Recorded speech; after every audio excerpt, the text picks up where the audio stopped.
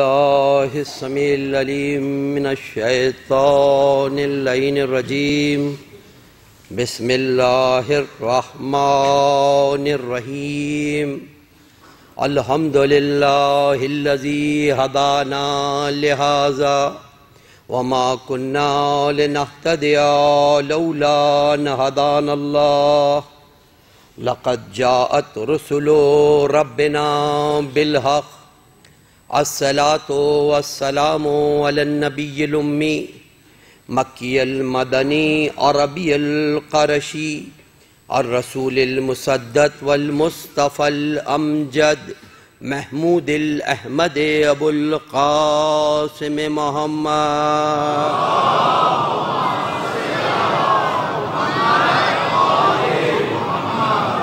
وأهل بيته الطيبين الطاهرين المعصومين المظلومين الذين أذهب الله عنهم الرجس وطهرهم تطهيرا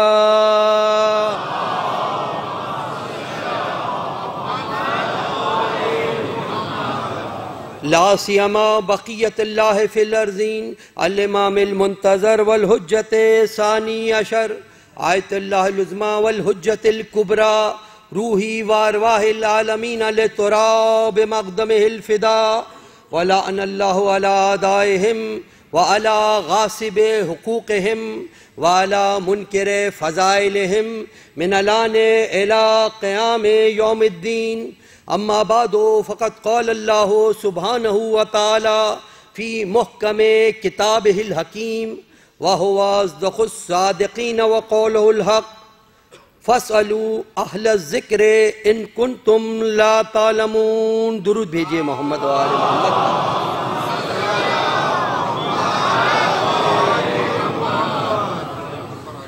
مومنین، سورہ مبارکہ نحل کی 43ویں آیہ وافی ہدایہ ارشاد رب العزت ہو رہا ہے کہ سوال کرو اہل ذکر سے اگر تم نہیں جانتے ہو۔ اور آپ مومنین کی خدمت میں اس آیہ وافی ہدایہ کے ذیل میں نے معروضات پیش کیے اور یہ بیان عرض کرنے کی کوشش کی کہ ہم اگر چاہتے ہیں کہ آخرت میں فلاح رہے، ہم یہ چاہتے ہیں کہ اپنے عبادتوں کو، اپنے دوسرے مسائل کو اطمینان کے ساتھ طے کریں تو اس کے لیے ضروری ہے کہ ہم تقلید کریں۔ اور فقہا کی تقلید کا معنی یہ ہے کہ وہ فقیہ جس نے ائمہ علیہم السلام کی اقوال کی روشنی میں اپنی زندگیوں کو مرتب کیا ہے اور ایک مکمل تحقیق کر کے ایک رسالہ ہمارے سامنے پیش کیا ہے، اور ہماری صرف یہ ذمہ داری بنا دی ہے کہ آپ اس رسالہ عملیہ پر عمل کریں، اس کے بعد آپ کی کوئی ذمہ داری نہیں ہوگی۔ جس کی تقلید کرتے ہیں اب اس کی ذمہ داری ہوئی۔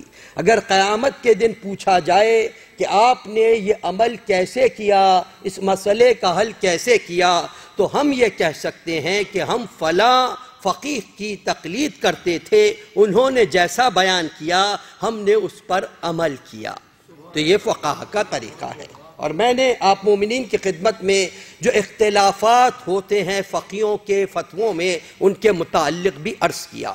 اب میں نے آپ کی خدمت میں پچھلی مجلس میں فقہا کی تاریخ فقہا، کیونکہ ہماری تاریخ وہ تاریخ ہے فقہا کی، علماء کی تاریخ جس پر فخر کر سکتے ہیں، جس طریقے سے ہم اس بات پہ فخر کرتے ہیں کہ ہم ایسے ائمہ کے ماننے والے ہیں، ایسے معصومین کے ماننے والے ہیں جن کے ایمان میں، جن کے عمل اس قابل تھا کہ قیامت تک لوگ ان کی مثال پیش کر ہی نہیں سکتے، ہم ان کے ماننے والے ہیں۔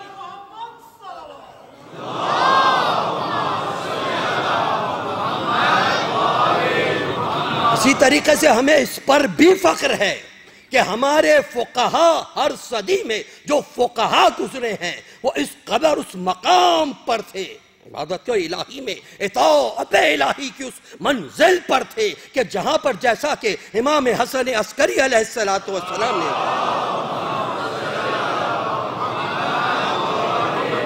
گر ارشاد فرمایا تھا وما کان من الفقہاء صائنا لنفسہ حافظا لدینہ مخالفا لہواہ مطیعا لامر مولاہ فللعوام ان یقلدوا۔ امام علیہ السلام نے جو صفات فقیہ کی بیان کی تھی، ہر صدی میں ہمیں فخر ہے کہ ان صفات کے مطابق فقیہ ہر صدی میں موجود رہا، ہر صدی میں وہ فقیہ موجود رہے۔ میں نے آپ کی خدمت میں 5ویں صدی ہجری کے فقہا کا ذکر کیا تھا، جن میں سے ہستی شیخ طوسی علیہ الرحمہ، اس کی کیا مقام و مرتبہ شیخ طوسی علیہ الرحمہ کا۔ 6ٹھی صدی ہجری کے ہمارے فقہا میں فقہا مسلمین گزرے ہیں، ان میں جناب شیخ طوسی کے پوتے محمد ابن علی، جنہوں نے اپنے باپ ابو علی کے بعد حوزہ علمیہ نجف اشرف کی حضرت کو سنبھالا اور وہاں پر فقاہت کی ذمہ داریوں کو بیان کیا، اور آیتوں میں ہے، حدیث میں بیان ہوتا ہے کہ آپ کے پاس 300 سے زیادہ مجتہدین اس دور میں جناب محمد ابن ابو علی نے تیار کیے، اور اتنی برگزیدہ ہستی تھی کہ دوسرے مسالک کے علماء کہتے تھے کہ اگر انبیاء پر اگر انبیاء کے علاوہ کسی پر درود بھیجنے کی اجازت ہوتی تو ہم محمد ابن علی پر درود بھیجتے۔ اتنی بلند ہستی۔ 6ٹھی صدی ہجری میں 540 ہجری جناب کی رات کا سال ہے، اور ایک اور ہستی کہ جس نے فقہ کی منزل، کیونکہ میں نے عرض کیا میں فقہا کا عرض کر رہا ہوں، محدثین اور علماء کی دوسرے میں بہت بڑی تاریخ ہے، مجھے فقط فقہا کے متعلق عرض کرنا ہے۔ 6ٹھی ہجری کا اس فقیہ کہ جن کے عظمات اور جن کے مسائل جو انہوں نے بیان کیے وہ بہت عرصے تک بیان ہوتے رہے، ان کا نام ہے ابو المکارم ابی زہرائے حلبی۔ یہ وہ شخصی ہیں کہ جنہوں نے غنیہ نام کی ایک کتاب فقہ میں تحریر فرمائی تھی، اور یہ کتاب وہ تھی کہ جس میں 2-3 صدیوں کے بعد بھی آنے والے فقہا نے اس سے رجوع کیا، اور حلبیان جب کبھی بھی فقہ میں حلبیان کا لفظ استعمال ہوتا ہے تو اس سے مراد ابو صالح حلبی اور ابو المکارم ابی زہرائے حلبی ہیں کہ جنہوں نے دین کی خدمت کی، اور یہ حلب کے رہنے والے تھے، عرب کے اندر تھا۔ اس کے بعد 7ویں صدی ہجری میں، یہ 6ٹھی صدی ہجری کے 7ویں صدی ہجری کے ہمارے بڑے فقہا میں احمد ابن موسیٰ ابن طاؤوس، جن کو درود بھیجئے محمد و آل محمد پر، جن کو جمال الدین کہا جاتا ہے، جمال الدین کہا جاتا ہے، محمد ابن موسیٰ ابن طاؤوس، اور جن کا سلسلہ نسب امام حسن مجتبی علیہ السلام کے ذریعے سے امیر المومنین سے ملتا ہے۔ بہت بڑے فقیہ، بہت بڑے محدث، اور یہ ان کا انتقال 673 ہجری میں ہوا۔ ان کے چھوٹے بھائی جن کا نام علی ابن موسیٰ ابن طاؤوس، جن کو رضی الدین کہا جاتا ہے، فقہ میں ان کا بہت بڑا مقام ہے، اور فقہ کے علاوہ بھی انہوں نے جو دعائیں تحریر کی ائمہ معصومین علیہم السلام سے، آج بھی ان دعاؤں کو شیخ عباس قمی نے مفاتیح الجناح میں سب سے زیادہ معتبر دعائیں جس ہستی سے نقل کی ہیں، اس ہستی کا نام ہے سید علی ابن موسیٰ ابن طاؤوس رضی الدین، جن کی کتاب اقبال ہے۔ آپ جب مفاتیح الجنا پڑھتے ہیں بار بار سید کا اور اقبال کا ذکر آتا ہے. یہ اقبال وہی سید رضی الدین ہیں جن کی وفات کی تاریخ سن 663 ہجری ہے، اور یہ اس قدر عظمت کے مقام پر تھے سید رضی الدین ابن طاؤس کہ ایک مرتبہ ایک شخص کو کوئی حاجت پیش ہوئی. وہ آیا سرداب میں امام زمانہ علیہ السلام کے پاس. امام زمانہ علیہ السلام کے پاس آیا اور امام کی خدمت میں اپنی حاجت کو پیش کیا. وہاں پر اس کی آنکھ لگی، اس نے عرب میں دیکھا کہ امام زمانہ علیہ السلام تشریف لائے ہیں.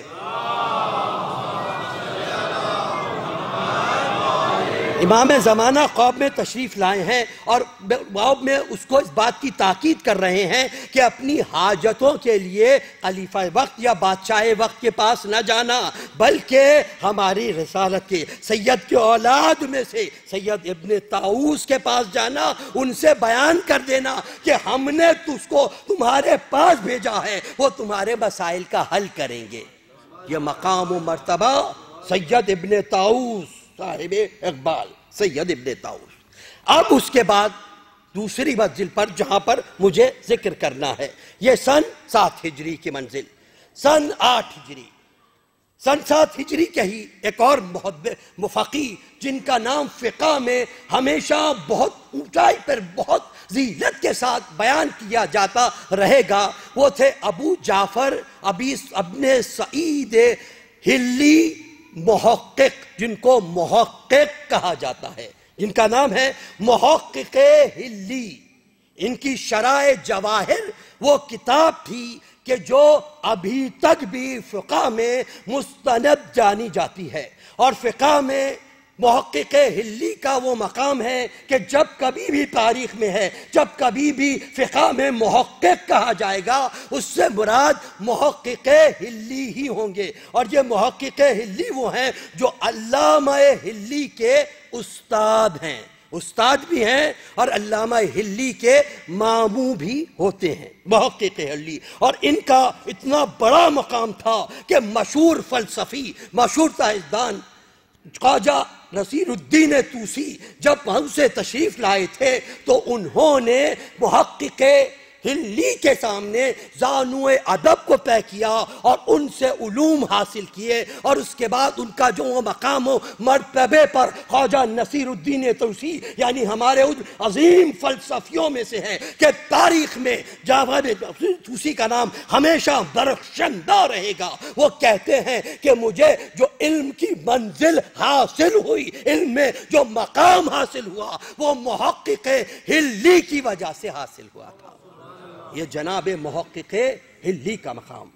اور اس کے بعد سن 8ویں ہجری میں وہ عظیم محدث، وہ عظیم علم کلام کی منزل پر، وہ عظیم فقیہ، وہ عظیم تاریخ دان، وہ عظیم فلسفی جسے حسن بن یوسف ابن مطہر علامہ ہلی کہا جاتا ہے، جن کا نام، جن کی ہستی ہمیشہ تاریخ میں درخشندہ ناموں پر رکھی جائے گی، جن کا مرتبہ یہ ہے، مقام یہ ہے کہ انہوں نے احکام فقہی اور احکام فقہا کے نام سے انہوں نے کتاب تحریر کی، اور شرح فقہا کے نام سے کتاب تحریر کی کہ جو ہمیشہ کے لیے دائمی طور پر فقہ میں اور فقہا کے لیے مستند ترین کتاب مانی جاتی ہے.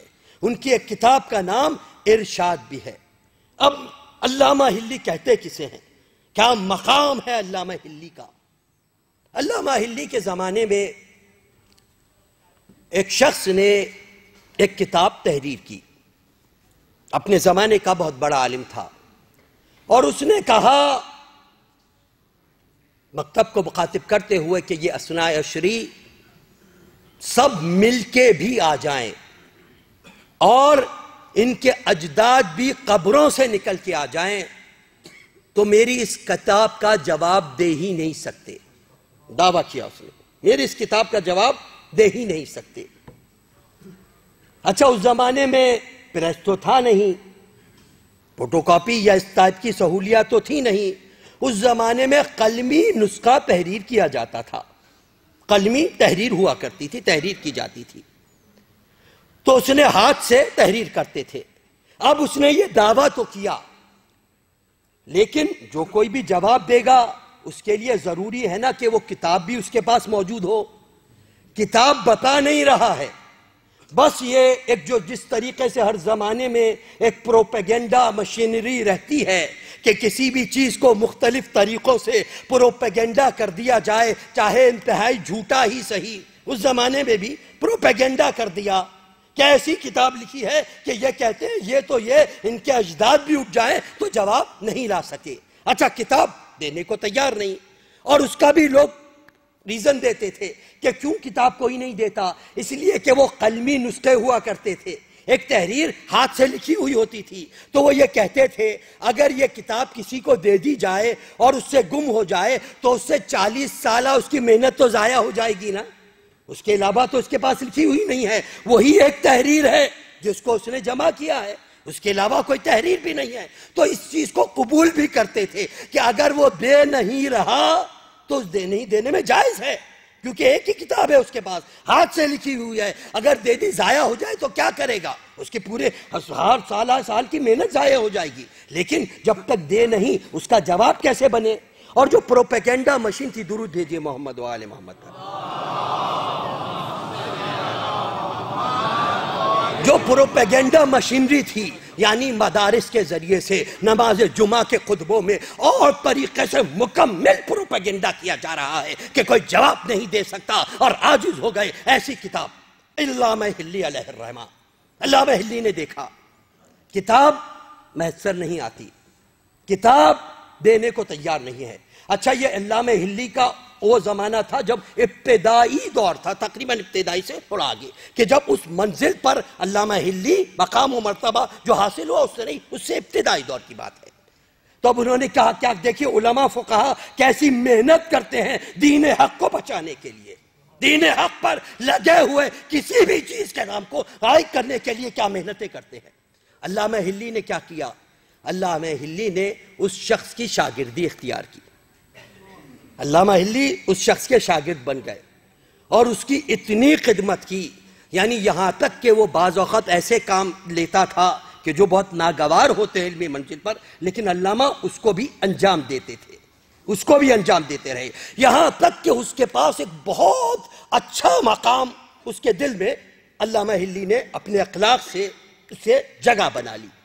جب جگہ بنا لی تو پھر ایک دن اس سے کہا میں نے سنا ہے آپ نے ایک بڑی معرکۃ الآراء کتاب لکھی ہے، اور سنا ہے کہ ایسی کتاب آپ نے لکھی کہ شہرۂ عام ہے کہ اس کا کوئی جواب ہی نہیں دے سکتا، اور یہ دعویٰ ہے کہ وہ اگر خبروں سے اٹھ جائے تبھی بھی جواب نہیں دے سکتے، تو کیا یہ ممکن ہے کہ آپ مجھے وہ کتاب دیں تاکہ میں بھی اس سے مستفید ہوں؟ اتنی عمدہ آپ نے کتاب لکھی ہے، اس سے استفادہ کروں۔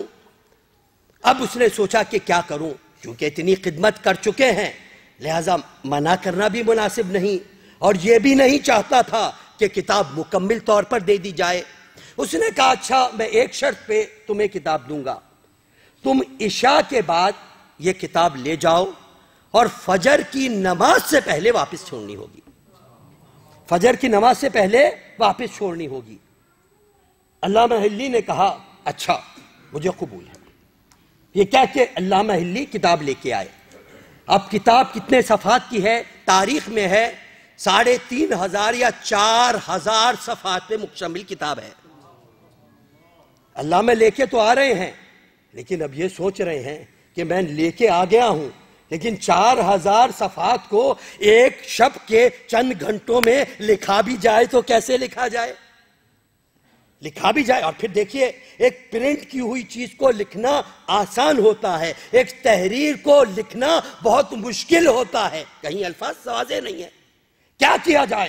لیکن یہ علامہ حلی کا عزم تھا، اور اس سے پہلے انہوں نے تمام انتظام اپنے گھر میں کیا ہوا تھا، یعنی اس زمانے میں سیاہی اس طریقے سے تو نہیں ہوتی تھی، بنانی پڑتی تھی سیاہی، قلم کو بھی کاٹ کے قلم بھی بنانا پڑتا تھا، کاغذ کا بھی انتظام کرنا پڑتا تھا۔ علامہ نے یہ سب انتظام کیا، مگر جب کتاب لے کر آئے تو انہوں نے یہ عزم کیا میرا کام ہے کہ میں کام کی ابتدا کر دوں، باقی اپنے رب پہ۔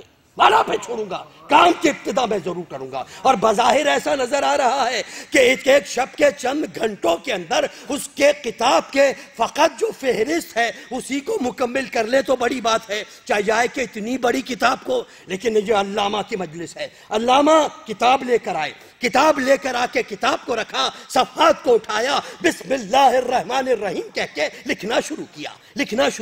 ابھی ایک صفحہ ہی لکھا تھا کہ کسی نے کہا کہ گھر میں کوئی مہمان آیا ہے۔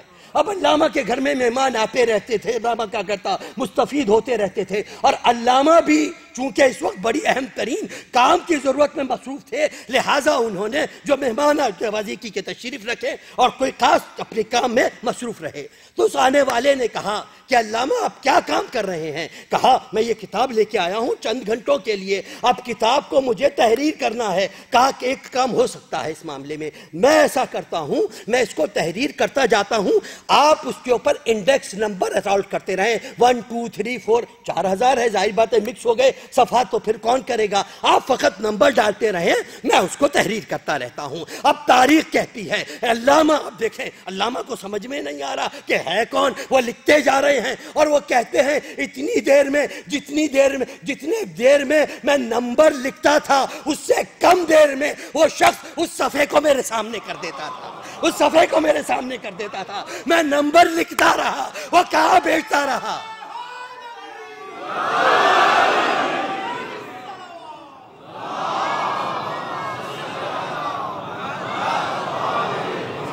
علامہ ہلی کہتے ہیں میں نمبر لکھتا رہا، وہ جتنی دیر میں میں نمبر لکھتا تھا اس سے پہلے وہ صفحہ حاضر ہوتا تھا، وہ کہتے ہیں میں نمبر لکھتا رہا یہاں تک کہ فجر کی اذان سے پہلے کتاب 4000 صفحات کی کتاب مکمل ہو گئی۔ جب کتاب مکمل ہو گئی میں حیران، دیکھیں یہی مجھے حیران کہ کتاب میں تو سمجھ رہا تھا 50-60 صفحات ہی شاید، میں تو آغاز کیا تھا، امید نہیں تھی کہ اتنی جلدی کتاب مکمل ہو جائے۔ میں پھر سوچا کہ میں نے کہاں مکمل کی ہے یہ کتاب تو مہمان نے مکمل کی ہے، اس مہمان نے مکمل کی ہے۔ کہا اچھا ان کے ذرا دیکھوں تو کیا مہمان ہے، کیا مصرف ہے۔ اب جو نظر اٹھا کے دیکھا تو سامنے کوئی موجود نہیں تھا، پتا چلا کہ یہ تائید ایزدی تھی، امام زمانہ علیہ السلام۔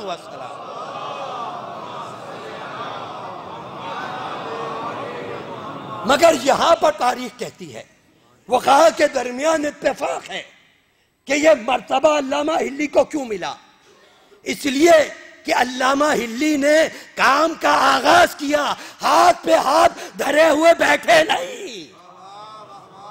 کہ نہیں امام زمانہ آئیں گے تو 4000 لکھائیں گے، میں کیسے لکھ سکتا ہوں، مولا آ جائیے 4000 صفات لکھا دیجئے، جیسے ہمارا بھی ہے نا، مولا آ جائیے یہ کام کر دیجئے، مولا آ جائیے یہ کام کر دیجئے۔ تو مولا نے آ کر بتایا تم پہلا قدم تو اٹھاؤ، مدد کرنے کے لیے ہم موجود ہیں، مدد کرنے کے لیے موجود ہیں،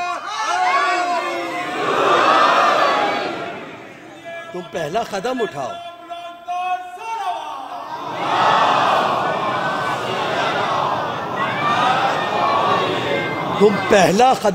مدد کرنے کے لیے ہم موجود ہیں۔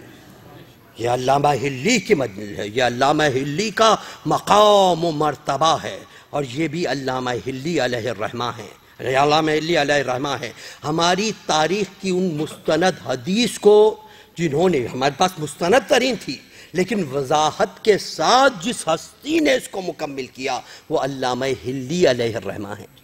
یہ علامہ ہلی ہی ہے نا کہ جو 40 راتوں تک 40 شب بدھ تک مسجد سہلا میں اعمال کرتے رہے، کیوں کہ ایک حدیث دیکھی ہے کہ اللہ کے رسول نے فرمایا جو کربلا میں حسین ابن علی کی زیارت کرے گا 90 حج کا ثواب ملے گا۔ اور 90 حج بھی کس کے 90 حج؟ عام 90 حج نہیں، اللہ کے رسول نے جو ادا کیے ہوں، جو اللہ کے رسول نے ادا کیے ہوں۔ اور روایت آپ کے خاندان میں بخد الفاظ کے ساتھ مقام علامہ ہلی کیا ہے؟ اور یہ علامہ ہلی نے ہماری صلاح کے لیے، تاکہ ہم جس کے ذہنوں میں کوئی قباحت ہو وہ دور ہو جائے، کیونکہ استدلال وہ چیز ہے جس کو ذہن قبول کرتا ہے، جس کو ذہن قبول کرتا ہے۔ 40ویں اس کے بعد واپس پلٹ رہے ہیں علامہ ہلی، دیکھا کہ ایک شیخ راستے میں ہمراہ ہوا، کہا علامہ، اور یہ علامہ ہلی کا مرتبہ ہے کہ جس طریقے سے امام زمانہ علیہ السلام نے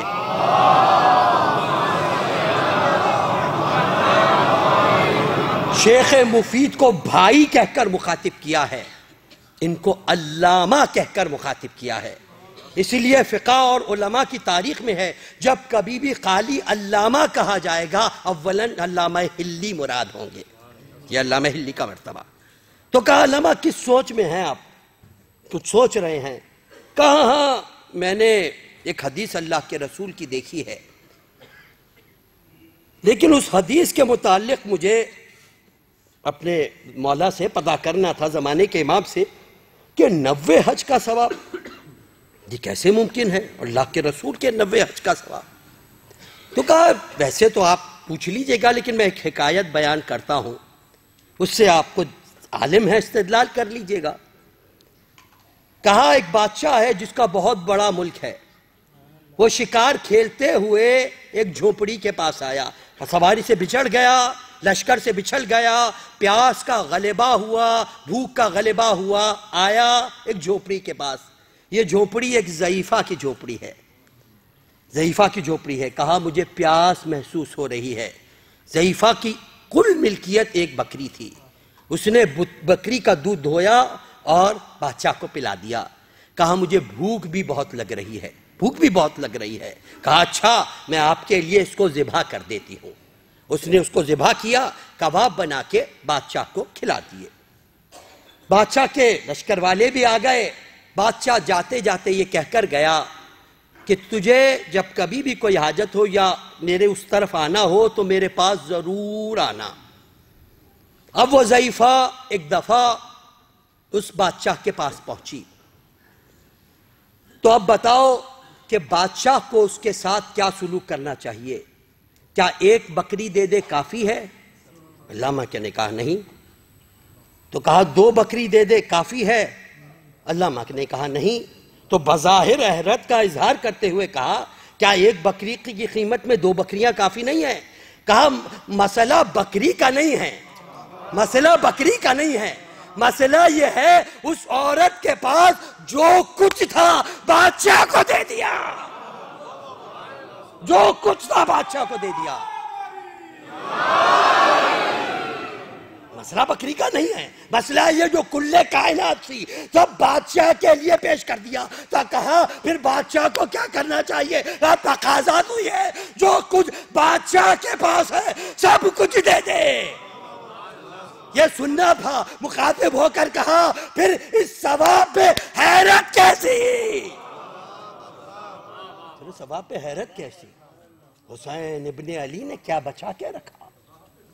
یہ علامہ ہلی کی منزل و مقام و مرتبہ تھا۔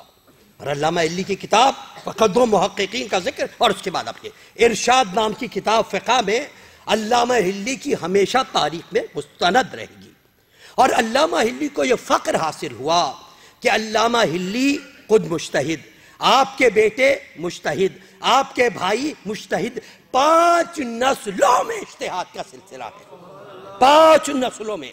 اور ان کے بیٹے فخر المحققین، جن کا وہ مرتبہ تھا، وہ مقام تھا جو ہمیں عام طور پہ کسی کا نظر نہیں آتا تاریخیت میں۔ فخر المحققین جو بچپنے میں اجتہاد کے منزل پر فائز ہو گئے تھے، اور یہ مقام و مرتبہ تھا کہ ان کی روحانیت فخر المحققین کی اتنی بڑی ہوئی تھی، اتنی بڑی ہوئی تھی کہ وہ افراد کے باطن کو دیکھ لیتے تھے۔ یعنی سامنے کچھ موجود ہیں، ان کے اندر پیچھے کیا ہے وہ نظر آتا تھا۔ تو یہی ایک دفعہ واقعہ ہوا کہ ان کو جو ہے ایک مرتبہ مجلس پڑھنی تھی، علامہ ہلی نے بھیجا کہ میرے بیٹے کو لے جاؤ، اور بڑا ناز تھا علامہ ہلی کو، میں بیان کروں گا کیا فخر المحققین کا مقام تھا، فخر المحققین کہتے ہیں۔ تو ایک دفعہ مجلس پڑھنے بیٹھ جا، منبر پر بیٹھے، سامنے نظریں دوڑائیں اور چیخ مار کے اتر کے واپس آ گئے. چیخ مار کے اتر کے جو ہے واپس گھر پہ آ گئے. لوگ علامہ ہلی کے پاس آئے کہ ہم نے ان کو مجلس پڑھانے کے لیے بٹھایا تھا، یہ تو عجیب بات ہوئی، یہ چیخ مار کے اتر کے واپس آ گئے. علامہ ہلی نے پوچھا بیٹا کیا وجہ ہے، کیا سبب ہے؟ کہا بابا جب میں بیٹھا منبر پہ تو میں نے جب میں بیٹھنے سے پہلے دیکھا کہ سب جو ہے مومنین ہیں، انسان ہیں، سب نظر آ رہے ہیں، لیکن جب منبر پر بیٹھا تو مجھے لوگوں کی عجیب عجیب شکلیں نظر آئیں، مختلف شکلوں کے نظر آئے. انسان تو بہت کم نظر آئے، مختلف طریقے کی شکلوں میں لوگ نظر آئے. تو علامہ نے کہا یہ اس کی روحانیت اتنی خالص ہے کہ باطن کو دیکھ رہا ہے. تم امام پر یک کرتے ہو، امام باطن کو دیکھتا ہے. یہ ایک ماننے والا اگر حق پر رہے تو اس کی صفات ہوتی ہے. یہ فخر المحققین سب نے بیان کیا، صفات کو دیکھ رہے ہیں فخر المحققین، کہ اندر کیا چیز ہے اس کو جان رہے ہیں. تو پھر علامہ ہلی نے اس کا یہ نکالا، آپ نے جتنے افراد تھے، کیوں وجہ کیا تھی؟ علامہ ہلی کے پاس جو لقمہ آ رہا تھا وہ 100% حلال کا لقمہ تھا. جو غذا کھا رہے تھے کوئی شک و شبہ سے بالا پر تھی، مکمل پاک و پاکیزہ فضا کی منزل پر. جب اس منزل پر پہنچے تو یہ روحانیت بڑھ گئی تھی. پھر علامہ ہلی نے کہا اس طریقے سے تو اس کا گزارا بہت مشکل ہو جائے گا، تھوڑی روحانیت کی منزل کو کم کرنے کی ضرورت ہے تاکہ علمی استدلال کو پیش کر سکے، ورنہ مشکل ہو جائے گی. تو پھر آپ نے کہا اپنے مختلف احباب کے ساتھ کہ تم اپنے اپنے گھروں میں میرے بیٹے کی دعوت کرنا، میرے بیٹے کی دعوت کرنا. یہاں تو خالصتاً ہے نا، جب دوسری جگہوں پر دعوت ہوئی، اور یقیناً جب دوسری جگہوں پر دعوت ہوتی ہے تو خالصتاً وہ لقمہ نہیں ملے گا جو بالکل 100% ہر لحاظ سے خالص ہے. تو اس کو تھوڑی بات جب دعوتیں ہوئی تو ان کی روحانیت اتنی کم ہوئی کہ اب ظاہراً دیکھ کر بیان دیتے تھے. یہ فخر المحققین کی منزل. اور فقہ میں ان کی کتاب ہے قواعد کے نام سے، کہ جو ہمیشہ برخشندہ رہے گی. اور یہ فخر المحققین کا اعزاز ہے کہ علامہ ہلی فرما کر گئے تھے میری جتنی کتابیں میری رہنے سے تحریر سے باقی رہ گئی ہیں، علامہ ہلی کی کتابوں کی تعریف 200 سے زیادہ، بہت بڑا مقام علامہ ہلی کا ہے. تو ان کی بہت سی کتابوں کی اصطلاح جو ہے، شرح جو ہے، وہ ان کے بیٹے فخر المحققین نے لکھی. اور فخر المحققین نے لکھی، لہٰذا یہی وجہ تھی علماء کہتے ہیں کہ انہوں نے اپنی فقط ایک کتاب لکھی قواعد کے نام سے، باقی سب اپنے بابا کی جو بیچی ہوئی کتابیں تھیں ان کو فخر المحققین نے تحریر کیا. اب یہاں پر آخری فقیہ کا ذکر سن 8ویں ہجری کے، ان کا نام نامی ہے محمد ابن علی مکی، کہ جو لبنان کے رہنے والے تھے، جن کو شہید اول کہا جاتا ہے. شہید اول جناب محمد ابن مکی لبنان کے رہنے والے تھے.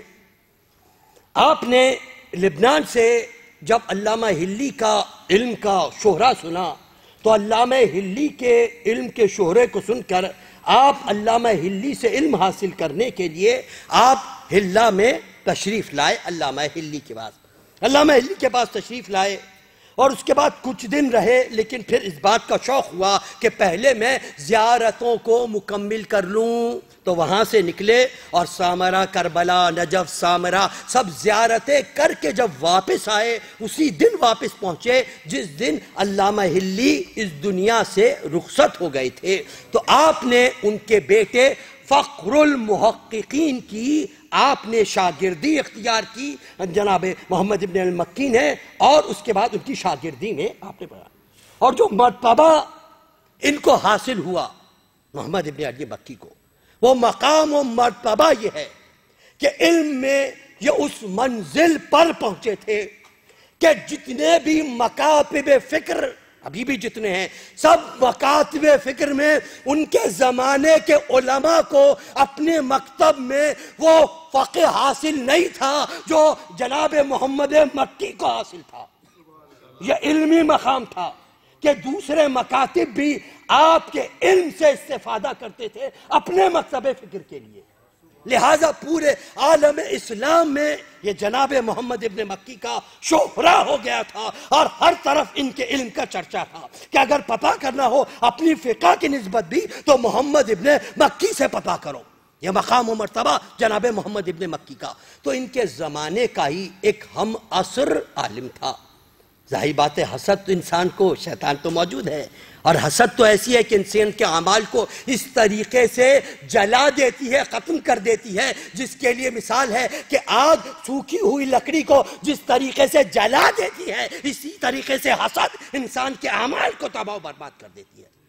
حسد میں مبتلا ہو گیا. حسد میں مبتلا ہونے کی وجہ سے اس نے بہت کوشش کی کہ علمی مقام سے مقابلہ کر سکے. جب مقابلہ نہیں کر سکا، کوشش کر کے، چونکہ صاحب اثر تھا، ایک جگہ کا قاضی القضا بھی شام کا بن گیا، لیکن پھر بھی دیکھا کہ ان کا مقام و مرتبہ کسی طریقے سے کم نہیں ہو رہا ہے. تو پھر ایک سازش تیار کی، اور سازش تیار کر کے حاکم جو اس وقت والی شام تھا اس کو لکھ کر بھیجا کہ تمہیں پتہ نہیں کہ یہ کن عقائد کے حامل ہیں. تم تو سمجھ رہے ہو اپنے اس کا تمام چیزوں کے عالم میں، اصل میں ان کے یہ عقائد کے حامل ہیں. ان کا عقیدہ تو یہ ہے، یہ ان کو امام مانتے ہیں، عیشری کا سلسلہ ہے، اس سلسلے میں ہیں یہ، اور بظاہر ایسا ظاہر کرتے ہیں. تو اس طریقے سے سازش کی کہ جناب محمد ابن مکی کو قید میں ڈال دیا گیا. اور قید میں جو سب سے بڑا کارنامہ ہے شہید اول کا، جب آپ قید میں تھے، بعض روایتوں میں ہے کہ قید کے عالم میں، بعض میں ہے کہ قلم ایک دستیاب تھا، اس ایک قلم سے 7 دن کے اندر شہید اول نے لمعہ، لام میم عین لمعہ نام کی کتاب لکھی. 7 دن کے اندر، جو اتنی فصیح و بلیغ کتاب ہے، 7 دن کے اندر بغیر کسی کتاب کی مدد کے، 7 دن رات دن کام کرتے ہوئے لمعہ نام کی کتاب لکھی، جو فقہا میں ہمیشہ عزت کی نگاہ سے دیکھی جائے گی. لمعہ کے نام کی کتاب شیخ نے لکھی 7 دن کے اندر. اور بعض جگہ پر ہے کہ جب قلم دستیاب نہیں ہوا تو یہ مکی کا یہ کام تھا کہ وہ اپنی کسی نس کو کاٹتے تھے، اس سے جو خون نکلتا تھا اس خون سے تحریر کرتے تھے. 7 دن کے اندر یہ کتاب تیار کی، اور 7 دن کے اندر ان کو اس بات کا خدشہ تھا کہ کہیں ایسا نہ ہو، کیونکہ لوگ آتے رہتے تھے ان کے کسی بہانے سے ملنے کے لیے. ان سے خداوند کریم سے دعا کی، خداوندہ یہ 7 دن میں میرے پاس کوئی نہ آئے تاکہ میں اس کام کو تکمیل تک پہنچا سکوں. یہ خدا کے حضرت کیا تھی کہ اس طریقے سے 7 دن تک کوئی بھی نہیں آیا، اور لمعہ نام کی کتاب شہید اول نے مکمل کی. اور مکمل کرنے کے بعد جب ان کو پھانسی دینے کے لیے شہید اول کو لے جانے لگے تو انہوں نے ایک پرچہ لکھا اور لے کر ہوا میں اس پرچے کو اڑایا. اس میں یہ لکھا کہ میں مغلوب ہو چکا ہوں، اب تیری ذات کے سوا کوئی بچانے والا نہیں ہے. تیری ذات کے سوا کوئی بچانے والا نہیں ہے. یہ پرچہ ہوا میں اڑایا. واپس یہ پرچہ ان کے پاس آیا، اس میں لکھا ہوا تھا اگر تو میرا بندہ ہے تو صبر کر. انہیں صبر کیا، یہاں تک کہ انہیں پھانسی پہ چڑھا دیا گیا. یہ شہید اول کی منزل ہے، اور یہ عجیب تاریخ کی داستان ہے. شہید اول نے لمعہ لکھی، اس کتاب لمعہ کی جو شرح لکھی اس کو بھی 200 سال بعد جنہوں نے محمد ابن علی نے جنہوں نے اس کتاب کی شرح لکھی ان کو بھی شہید کیا گیا. انہیں شہید ثانی کے لقب سے یاد کیا جاتا تھا. یہ مقام و مرتبہ تھا. اسی لیے کہتے ہیں کہ فقہا کے اندر 3 ہستیاں جو میں نے بیان کی، ایک محقق ہلی، ایک علامہ ہلی، ایک محمد ابن بکی شہید اول، یہ تین وہ ہستیاں ہیں کہ ان کے ہاں جو بھی کتابیں لکھی اس کے اوپر اتنی شرح لکھی گئی اور علماء اپنے لیے اعزاز تصور کرتے تھے ان کی کتابوں پر حاشیہ لکھنا یا شرح لکھنا، اور فقہا کی پوری تاریخ میں سوائے آنے والے 2 صدی پہلے آنے والے شیخ مرتضی انصاری کے علاوہ کوئی اور فقیہ ہمیں اس پائے کا نہیں ملتا جس کی کتابوں کی اتنی شرح کی گئی ہو جتنی ان محدثین کی شرح کی گئی تھی، جتنی ان معلمین کی شرح کی گئی تھی۔ اور مومنین درود بھیجئے محمد و آل محمد پر۔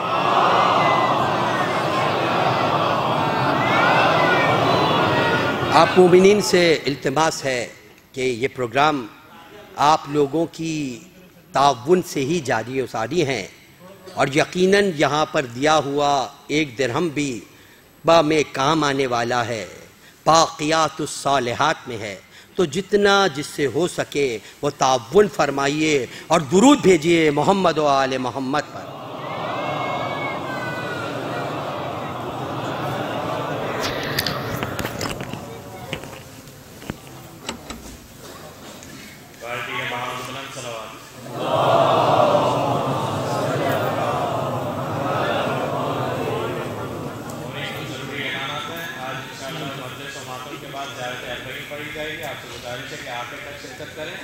کل کے دن کی اور رات کے پروگرام کی تفصیل سماعت فرما لیں۔ صبح ٹھیک 10 بجے حدیث قصہ ہوگی، 10:10 پہ سوستانی ہوگی، 10:40 پہ مجلس روزہ اربعین جس سے مولانا سید جواد ذہنی اللہ محترم خطاب فرمائیں گے، 11:30 بجے ماتمداری ہوگی اور 12 بجے زیارت اربعین پڑھی جائے گی، جس کے فوراً بعد نماز ظہرین باضابط ہوگی۔ پارسل نیاز کا اہتمام ہے۔ کل رات کی مجلس شام وطن ہوگی، پروگرام ٹھیک 8 بجے حدیث قصہ سے شروع ہوگا، 8:10 پہ سوستانی، 8:30 بجے مجلس اور 9:30 بجے ماتمداری اور ٹھیک 10 بجے پروگرام اختتام پذیر ہوگا۔ اس کے علاوہ ایام اعزا کے چھٹے اور آخری عشرے کا آغاز بروز منگل 22 نومبر سے ہوگا، جس سے ہندوستان سے تشریف لائے ہوئے مولانا سید حسین قراروی قبلہ محترم خطاب فرمائیں گے۔ ان کا عنوان ہوگا پیغام کربلا۔ آپ سب سے ان تمام مجالس میں پابندی وقت کے ساتھ شرکت کی گزارش ہے۔ ایک سورہ فاتحہ کی التماس ہے اور نماز وحشت کی التماس ہے۔ مرحوم زوار مرید حسین اور مرحومہ کنیز کبریٰ ولد محمد رضا۔ اس کے علاوہ اپنے سورہ فاتحہ میں ان تمام مومنین و مومنات کے مرحومین کو شامل کیجیے گا جس نے ان ایام اعزا میں دام درہم سخن کنٹریبیوٹ کیا ہے، اور آپ کے مرحومین اور تمام ان مرحومین کے لیے جن کے لیے کوئی سورہ فاتحہ پڑھنے والا نہیں، سورۃ المبارکۃ الفاتحہ۔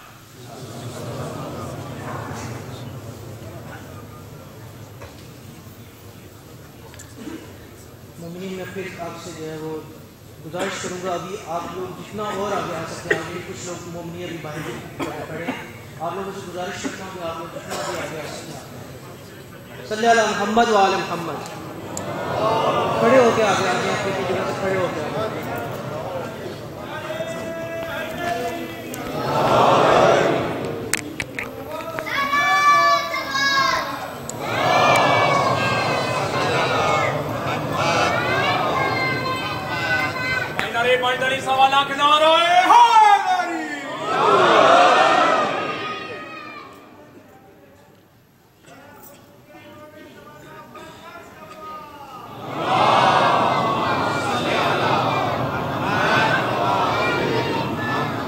مومنین سے یہ گزارش بھی ہے کہ کل صبح کی مجلس میں زیادہ سے زیادہ تعداد میں شرکت کی کوشش کیجیے۔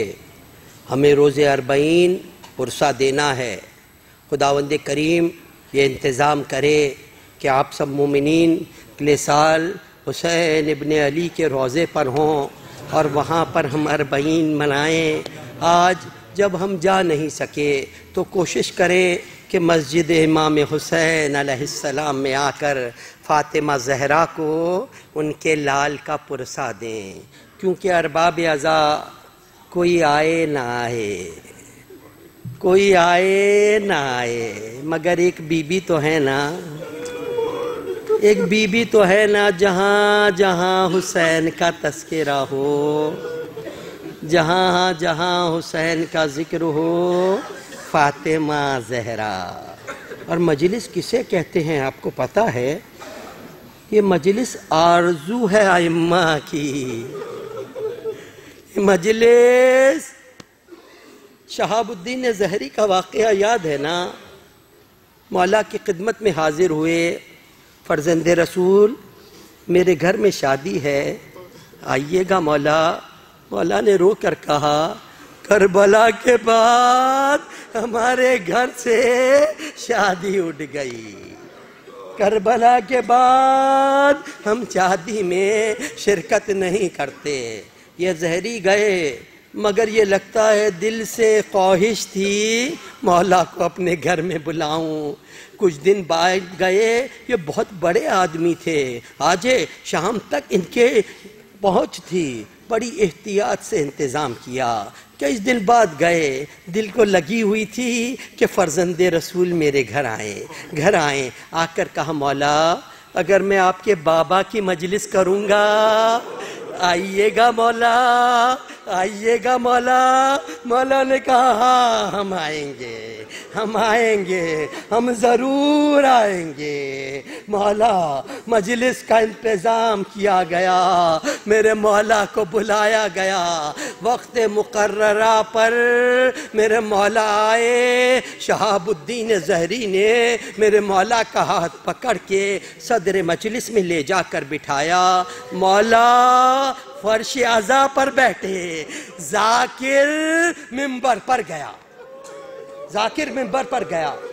اور ارباب عزا ذرا ایک تصور کیجئے، جس مومن کے تصور میں جب مجلس میں بیٹھا ہو اور یہ تصور میں آ جائے میں جو رو رہا ہوں تو حسین کی ماں پرسے کے لیے موجود ہے، فاطمہ زہرا پرسے کے لیے موجود ہے، تو کیسا انسان کا تصور آتا ہے؟ وہ تصور گریے کے لیے کافی ہے. تو اب ذرا سوچئے جب حسین کا وارث پرسہ لینے کے لیے موجود ہو، حسین کا وارث موجود ہو تو کیا گریہ ہوگا؟ ایک عجیب گریہ کا عالم رات ہے کہ در و دیوار سے رونے کی صدائیں بلند ہوئی. جب مجلس ختم ہوئی گریہ رکا. شہاب الدین نے دیکھا مولا کو جہاں بٹھا کر گیا تھا وہاں فرزند رسول نہیں ہے. دیکھتا ہوا چلا، کیا دیکھا؟ جہاں مومنین نے اپنے چوپے اتارے ہیں وہاں میرا مولا سر کو جھکائے بیٹھا ہے. قریب پہنچے مولا میں وہاں بٹھا کے آیا تھا. کہا تجھے پتہ نہیں یہاں کون بیٹھا ہے؟ ارے میری دادی فاطمہ، یہاں فاطمہ زہرا بیٹھی. یہ ہے مجلس حسین. اور مجلس حسین کسے کہتے ہیں مجلس حسین؟ جب قید خانے میں ایک 4 سالہ بچی نے قضا کی، وہ بچی جو روزانہ در زندہ پر آ جاتی تھی، شام کی عورتیں آتی تھیں، ان کو میری بی بی واقعات کربلا سناتی تھی. کبھی کہتی تھی اے شام کی عورتوں تم جانتی ہو میرا ایک 6 مہینے کا بھائی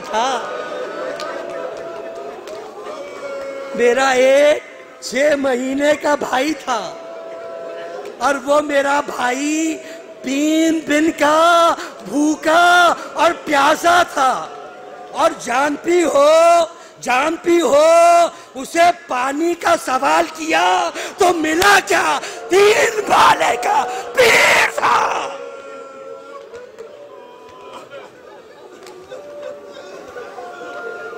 کبھی کہتی اے شام کی عورتوں میرا ایک بھائی تھا جس کا نام تھا علی اکبر، جو شبیہ پیغمبر تھا. میرے بابا کو اپنے نانا سے بہت محبت تھی، بہت محبت تھی. جب کبھی بھی حسین ابن علی کو نانا کی یاد ستاتی، علی اکبر کو دیکھ لیتے، علی اکبر کو دیکھ لیتے تھے. اور جانتی ہو میرے بھائی کو کیسے شہید کیا گیا؟ ایک ظالم نے ایسا نیزہ مارا، ایسا نیزہ مارا علی اکبر کا سینہ. اور میرے بابا نے جب بھائی کے پاس گئے اور یا علی کہہ کر سینے سے نیزے کو نکالا ہے، علی اکبر کی روح پرواز کر گئی. شام کی عورتوں، میرا ایک چچا تھا جس کو عباس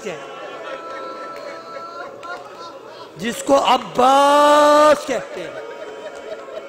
اور جانتی ہو جب میرے چچا نے آخری سلام کیا تھا، میرے بابا نے کمر کو تھام لیا تھا. عباس، حسین کی کمر ٹوٹ گئی. اور میرے بابا نے چچا کے ہم نے ایک پرسیہ کہا تھا میرے بابا نے، اے میرے غازی، آج تک جو آنکھیں تیرے خوف سے جاگتی تھی، آج سے وہ آنکھیں سو جائیں گی. آج سے بیویاں جاگیں گی، بچے جاگیں گے. ارے بیویوں، میرے بابا کا نام حسین ابن علی تھا. میرے بابا کو حسین کہتے تھے. اور میرا بابا مجھے اتنا چاہتا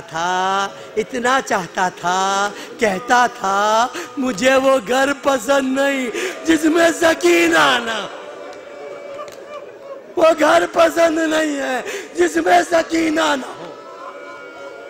تو حسب عادت جب وہ شام کی عورتیں در زندہ پر آئیں، بہت دیر انتظار کیا، مگر آج وہ بچی نہیں آتی. جناب زینب سے کہا، بی بی وہ بچی کہاں ہے جو ہم سے واقعات کربلا بیان کرتی تھی؟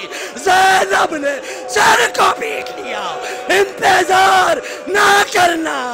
سکینہ بابا کے پاس چلی. خدا آپ کو کسی غم میں نہ رلائے. شب 40 ہے، پتہ نہیں کس کو آئندہ سال نصیب ہو یا نہ ہو. پرسہ دے لیجئے. جب یہ پتہ چلا، آثار انقلاب برپا ہوئے، آثار انقلاب پیدا ہوئے. یزید ملعون نے میرے بیمار امام کو بلایا اور بلا کر کہا، سید الساجدین، 2 جملے روایتوں میں ملتے ہیں. ایک روایت میں یہ جملہ ہے کہ میرے مولا سے کہا، سید الساجدین، اپنے باپ کا خون بہا لے لو. یہ سننا تھا. مولا کھڑے ہو گئے. یزید، میں کون؟ خون بہا لینے والا. یہ خون بہا رسول اللہ کو دینا، اس ماں کو دینا جس نے چکی پیس کر اپنے لال کو پالا تھا. فاطمہ زہرا کو دینا. دوسرے یہ جب پتہ چلا رہائی ملی ہے، زین العابدین نے کہا، یزید، میں اپنی پھوپھی سے پوچھے بغیر کوئی بات نہیں کروں گا. ثانی زہرا کے پاس آئے، جناب زینب کے پاس آئے. ہائے بے کس زینب، زینب نے کہا بیٹا یزید سے کہو ہماری 3 شرطیں ہیں، 3 شرطیں ہیں۔ پہلی شرط یہ ہے کہ ہمارے شہداء کے کٹے ہوئے سر ہمیں واپس کیے جائیں۔ دوسری شرط یہ ہے ہمارا لوٹا ہوا سامان واپس کرو۔ اور تیسری شرط پتہ ہے زینب نے کیا بیان کی؟ زینب کون ہے؟ کس کو کہتے ہیں ثانیہ زہرا؟ ایک دن میرے بیمار امام نے دیکھا زینب کبریٰ بیٹھ کر نماز پڑھ رہی ہے، زینب بیٹھ کر نماز پڑھ رہی ہے۔ بیمار امام گھبرا گئے اور وہ وہی واجب نہیں مستحب نماز، زینب بیٹھ کر نماز پڑھ رہی ہیں۔ قریب آئے، پھوپھی اماں آپ جیسی عابدہ، آپ جیسی زاہدہ کس کو کہتے ہیں؟ زینب کی عبادت کا پتہ ہے؟ ثانیہ زہرا کس کو کہتے ہیں؟ حسین جب روزے عاشور میدان میں جا رہے تھے زینب کو کہہ کر گئے تھے بہن نماز شب میں یاد رکھنا۔ یہ ہے زینب۔ کہا پھوپھی اماں آپ بیٹھ کر نماز پڑھ رہی ہیں۔ کہا بیٹا زین العابدین تم نہیں سن سکو گے۔ کہا نہیں پھوپھی اماں بیان کے۔ ام کلثوم سے کہا ام کلثوم ذرا زین العابدین کے ہاتھوں کو پکڑ لینا۔ جب تھام لیا جناب زینب نے کہا بیٹا جو کھانا آتا ہے پانی آتا ہے وہ اتنا کم ہوتا ہے کہ بچے بھوکے رہ جاتے ہیں، پیاسے رہ جاتے ہیں۔ زینب اپنے حصے کا کھانا پانی دے دیتی ہے۔ زینب پیاسی بھی ہے، تب غور کیجئے، زینب بھوک بھی ہے، زینب پیاس بھی ہے، مگر زینب نے یہ نہیں کہا کہ ہمیں کھانا چاہیے، ہمیں پانی چاہیے۔ زینب نے کیا کہا؟ کہا بیٹا یزید سے کہو بہن جی بھر کے بھائی کا ماتم نہ کر سکی، زینب حسین کو نہ رو سکی، ہمیں ایک مکان دے دے تاکہ ہم ماتم کر سکے۔ ارباب عزا مکان ملا۔ اب یہاں پر روایت بیان کرتی ہے جب شام کی عورتیں آئیں، شام کی عورتیں پرسہ دینے کے لیے آئیں، شام کی عورتیں بیٹھیں، میری بیوی کسی اونچے مقام پر گئیں اور وہاں جا کے زینب نے کہا جیسے فضائل ہوتے ہیں نا، پہلے زینب نے فضائل کیے۔ بیبیو جانتی ہو میرا بھائی کون تھا؟ میرا بھائی وہ تھا کہ اگر اللہ کا رسول حالت سجدہ میں ہوتا حسین پشت پہ آ جاتے، اللہ کے رسول سجدے سے سر کو نہ ہٹاتے۔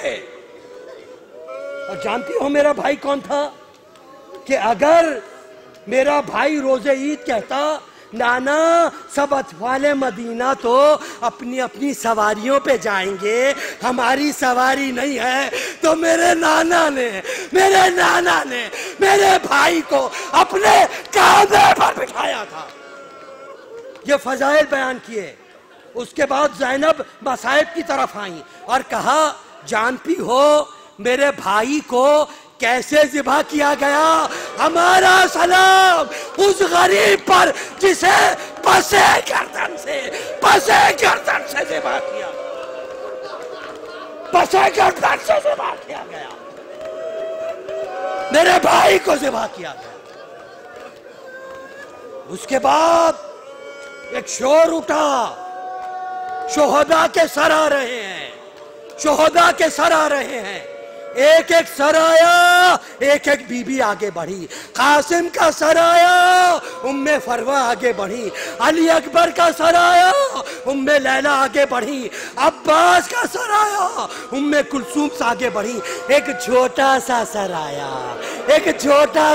آیا، کس منہ سے کہوں ہائے ام ربا بے قسمہ میرا بھی ام رباب آگے بڑھی، اب تک تو تمام بیبیاں اپنے اپنے وارثوں کو رو رہی تھی، مگر ایک سر ایسا آیا بیبیوں نے اپنی اپنی گود سے سروں کو اٹھایا، کھڑی ہو گئی، السلام علیکہ یا ابا عبداللہ، السلام علیکہ یا ابن رسول اللہ، حسین کا سر،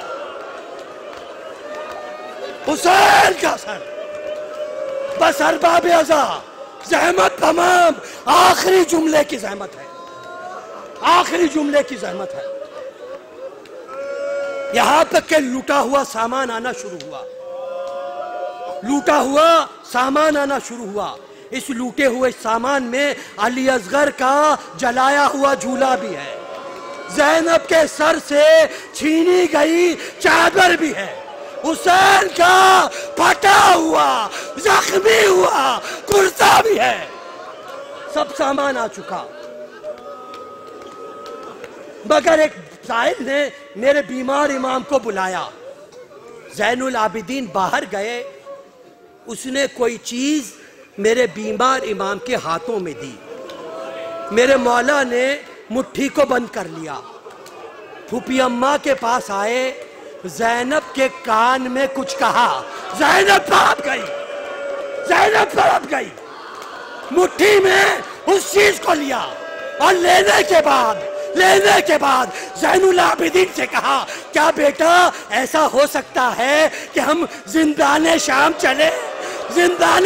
چلے، ارباب عزا اب میرا رلائے، آخری جملہ، زینب پہنچی، ایک چھوٹی سی قبر تھی، زینب نے مٹھی کھولی، دو ننھے گوشوارے رکھ کے کہا، سکینہ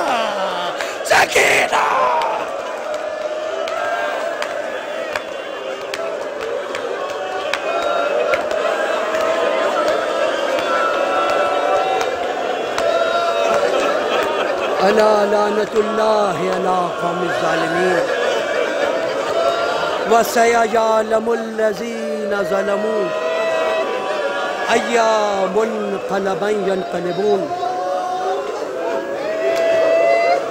ماتم حسین